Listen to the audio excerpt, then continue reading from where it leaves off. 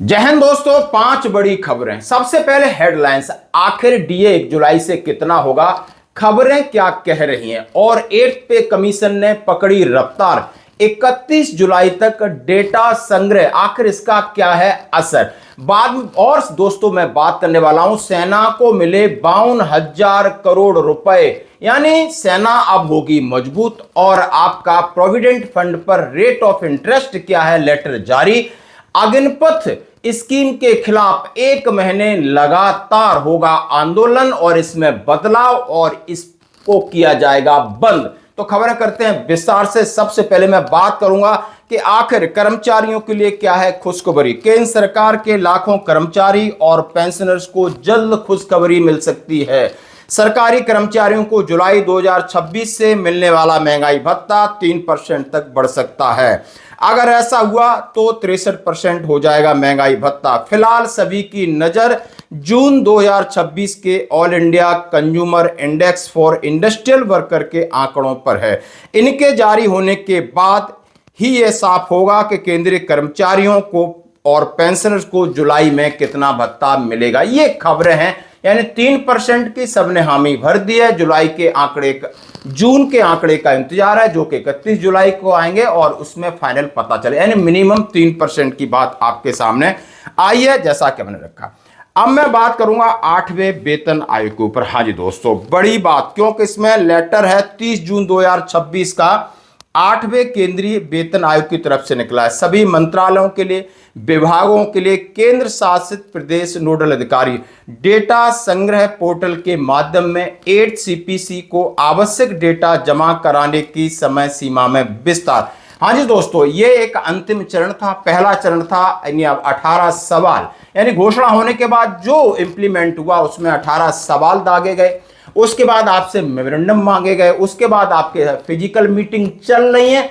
अब एक बड़ा चरण है कि जितने डिपार्टमेंट्स हैं उनसे एक डेटा मांगा गया है। और डेटा के अंदर क्या होगा, यानी आपके पास विभिन्न, यानी कितना आपका वेतन जाता है, कितना आपकी पेंशन जाती है, पे लेवल 1 से 18 तक जाते हैं, अलाउंसेस कितने जाते हैं, और भविष्य में वेतन संशोधन की उनकी प्रक्रिया क्या, ये हर एक डिपार्टमेंट से लिया गया है। उसका उद्देश्य है देश की आर्थिक स्थिति और वित्तीय विवेक की आवश्यकता, ताकि रिकमेंडेशन दी जाए कि फिलहाल सरकार के ऊपर आर्थिक बोझ कितना है। पूरा डिटेल वीडियो हम अलग से बना रहे हैं, लेकिन दोस्तों इसमें जो डेटा सभी डिपार्टमेंट से लेना था, इसकी पहले तारीख 30 जून थी, अभी बढ़ा करके 31 जुलाई कर दी। जैसा कृपया दिनांक 29 मई 2026 को एक जारी इस कार्यालय की अधिसूचना संख्या के संदर्भ में डेटा संग्रह पोर्टल 8वें वेतन आयोग के लिए प्रस्तुत करने का उल्लेख था और उसकी तारीख 31 जुलाई तक बढ़ा दी गई है।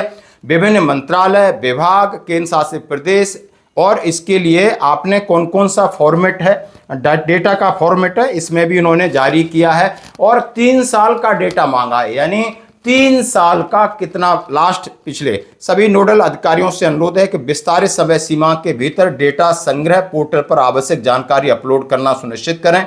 यह भी ध्यान दिया जाना चाहिए कि आयोग को भौतिक प्रतिक्रिया, ईमेल, एक्सेल शीट, पीडीएफ फाइलें या डेटा संग्रह पोर्टल के अलावा किसी अन्य माध्यम से प्रस्तुत डेटा करने की आवश्यकता नहीं, यानी आपको इस पोर्टल पे अपलोड करना है। इसके अलावा आपने कोई भी हार्ड कॉपी नहीं देनी है, जैसा कि इन्होंने कहा है दोस्तों।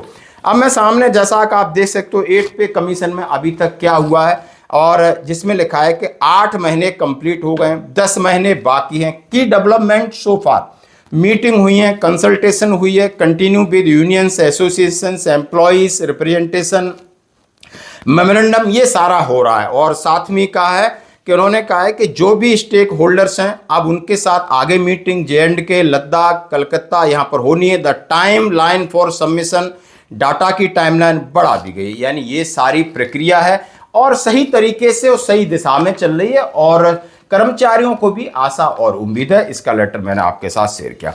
अब मैं बात करूंगा, हाँ जी दोस्तों, सेना को मिले 52,000 crore.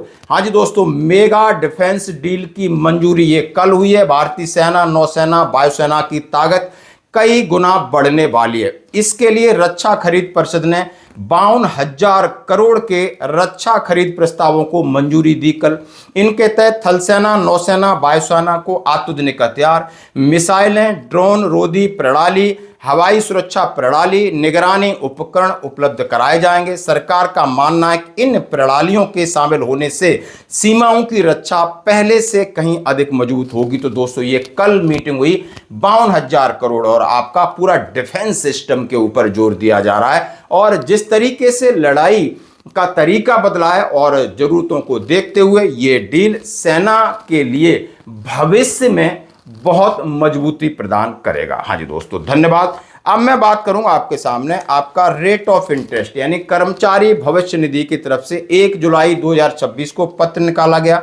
Declaration of rate of interest of the employees provident fund member account for the year 2025-26 regarding. जैसा कि भविष्य निधि एक हमारा वो पैसा होता है जो कि लमसम अमाउंट हम रिटायरमेंट जाते समय मिलता है, बीच में आवश्यकता के अनुसार निकाल सकते हैं, यानी हम अपनी सैलरी से अपनी बचत करते हैं प्रोविडेंट फंड। अब उसमें जो इंटरेस्ट सरकार क्या देती है, the ministry of labour employment government of India has conveyed the approval the central government under para so and so credit rate of interest 8.25% of the financial year 2025-26 of the account each member of PPF scheme as per the provision under so and so. You are accordingly requested to issue necessary instruction for all concerned on crediting the said interest of member of account. उन्होंने कहा है सभी को आप ये भेज दें कि 8.25 आपका जो इंटरेस्ट है फंड जो आपको आपका जमा होता है उसके ऊपर ये प्रक्रिया है। 1 जुलाई 2026 का लेटर है। अब दोस्तों मैं आपके सामने बात करना चाहता हूं, आप देख सकते हो अग्निपथ स्कीम सरकार के गले की हड्डी है, ये बात सत्य है।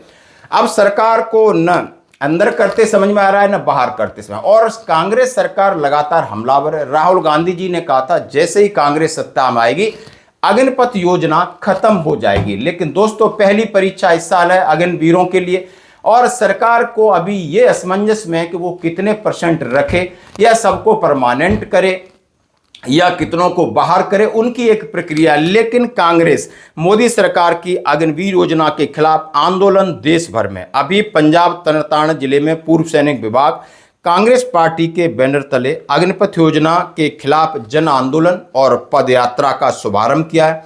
जनसभा का आयोजन किया गया, 20 किलोमीटर बाइक रैली निकाली गई, 1 महीने तक चलेगी और जननायक राहुल गांधी की प्रतिबद्धता है कि अग्निपथ योजना सेना का हिस्सा नहीं रहेगी। अभी उत्तराखंड में था, पंजाब, पूरे देश में इस तरीके के प्रदर्शन कांग्रेस द्वारा किए जा रहे हैं कि अग्निपथ योजना न देश के लिए सही है, न सेना के लिए सही है, न इंडिविजुअल के लिए सही है। तो दोस्तों आज की खबरों में इतना ही, बने रहिए हमारे साथ, धन्यवाद।